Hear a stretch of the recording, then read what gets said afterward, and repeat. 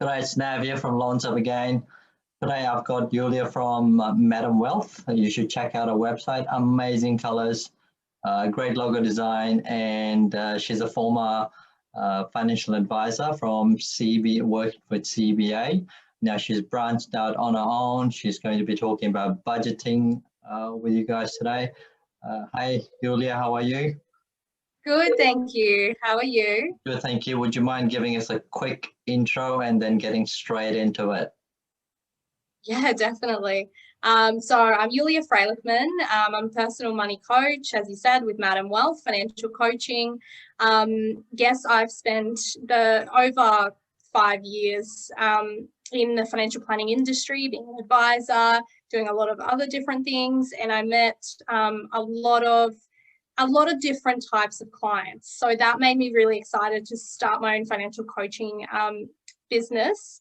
Now I help savvy women learn how to save and create more wealth for themselves without necessarily giving up what they love. And I can talk about that more as well. Brilliant. I mean, who doesn't want to be wealthy, right? Yes. And budgeting plays a big part in creating wealth. So, Yulia, expand a bit more on your tips. Yeah, definitely. So what I see a lot of people come to me with is they say, look, Yulia, I want to, save for my first home, for example. And the first thing that they want to do is they are thinking, okay, but I can't do that until I start earning more. I can't do that until I have a budget. And a lot of the times when we're thinking about a budget, people are like, okay, well then I need to, stop spending money on my coffee, stop going out with friends. And it's always the things that we love the most that we tend to kind of give up or think that we need to give up. And that makes some people find it really difficult to want to even start the process.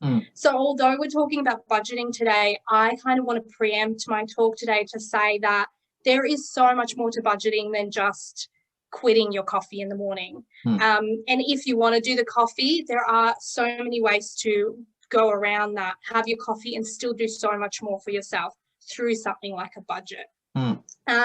Obviously, action is amazing, but we all know that the behavior that we have makes a difference. But if we do just look at the budget and the action that we take, there's 3 elements that I usually look at. And those 3 elements that are surrounded by budget is, number 1 is awareness. So awareness is key. Knowing what you have right now is super important.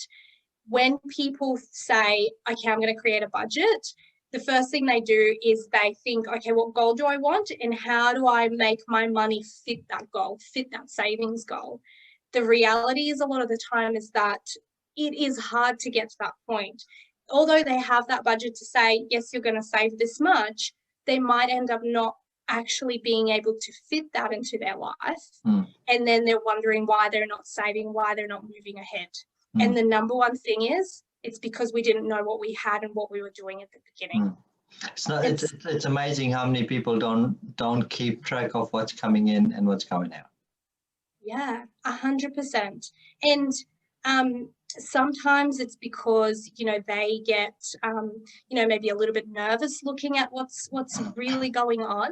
I was actually talking to a client just on Thursday and we were talking about rego and looking at how much rego is coming in and when it's due next. And she's like, no, I'm really nervous about looking at that. And I said, well, what if we look at it, this once, we just, rego, electricity, these things, they still happen. Everyone has those bills. Why don't we look at it, create a budget that covers you for it so that you don't necessarily have to stress yourself out every time. Instead, we're creating something that will allow you to have enough to pay for it and allow you to have enough to do what you need to do with it.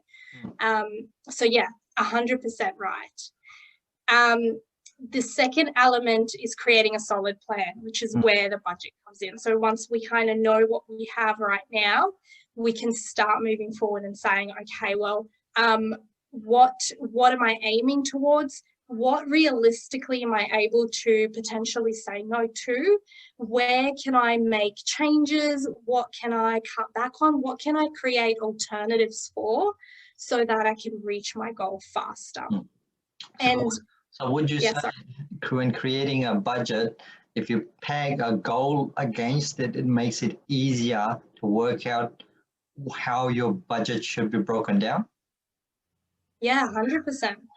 Goals can really make a huge difference, especially when you can connect that goal to something that's really important to you, perhaps on an emotional level. Then it's, you know, it makes a huge difference, because every time you look at your budget, you remember why you're even taking those actions in the first place. So yeah, 100%. Yeah. Brilliant. Yeah. And the third element is value-based spending. So I touch on that a lot in relation to why value is so important, understanding where our money is going, why it's going there, and it makes decision making so much easier for people when they understand what their values are, and then they start spending. Automatically their spending is very different. The amount of times that I've done exercises in relation to values with clients, as soon as they come out of those meetings with me, they're spending differently because they understand what it's going towards. So can I clarify a bit on the value-based spending? Are you saying that when someone is spending something on a particular item, should they consider what kind of value that item presents to them? Is that what you're saying? Yeah, although I do it in a reverse way. So first of all, I try to understand, say for example, for myself, my own values. I try to come up with, you know, a max of, let's say 5 that are really important to me in my life as a general. Because at the end of the day, when it comes to those goals, when it comes to creating a budget is just one tiny thing of a massive vision, of a massive goal that which is going towards a value. So if we understand our value and we can say, okay, these are the biggest values in my life, you know, family, travel, whatever, then automatically, as we're making decisions, as we are going out and doing some shopping, or, you know, we're deciding whether to go on that trip away or not, we can consider how it actually lines up with our values to be able to make a decision that is much more worthwhile. Okay, brilliant suggestion. So just to summarize, looking at budget on a higher level, first thing to do is to find out what's coming in, what's going out. The next thing to do is create a budget and set a goal that your budget is trying to achieve. You know, it could be buying a house. Maybe you set yourself a goal of getting a 5% deposit to get a house. And then you do a breakdown on that. And then third bit is, once your budget is in place, when it comes to your spending, you look at how much value that item you're spending on, that item you're spending on is given back to you. So you want to be eliminating or not spending on low value items. Did I say it correctly? You did, yes. That's a perfect summary. Okay, brilliant.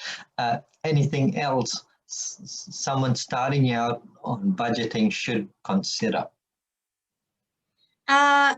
I would say the easiest place to start is to get one of those apps that kind of do some of the categorizing for you. I think that's a really easy visual way to start to see where your money actually falls into.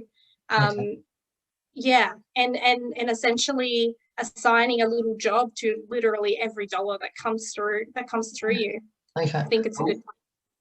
Would you suggest people have different bank accounts for different items for the budget?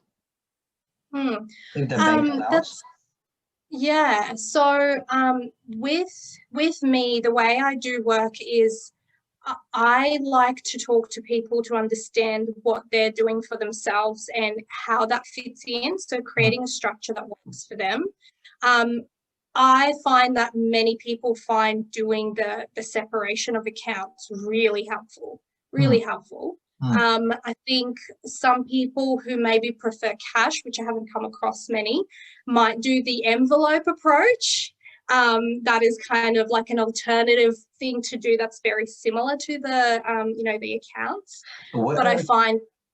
Can I ask, after we finish, can you send me the addresses of these people who keep cash in envelopes in the house? I'm not saying I'm going to be paying them a visit, but there may be some, knocks on the door. It's just that I know that some people, might have some of the cash and they might need cash more from the perspective of, I don't want to see all those balances in my bank account. I need to know exactly what this money is for. So sometimes that's where cash can come in. But again, there's not a lot of the times it's all in the bank accounts. And separating is good. Thanks, Julia. Again, today we've had Yulia from Madam Wealth. Just a clarification, that comment about knocks on the door for people with cash was a joke. I'm not visiting Julia's clients unless they need a home loan, and then they can apply online with us. And thank you again, Yulia, for your time. And thank you for having me. Not a problem. I look forward to talking to you in the near future again. Perfect. Thank you so much. Bye. Thank you. Bye.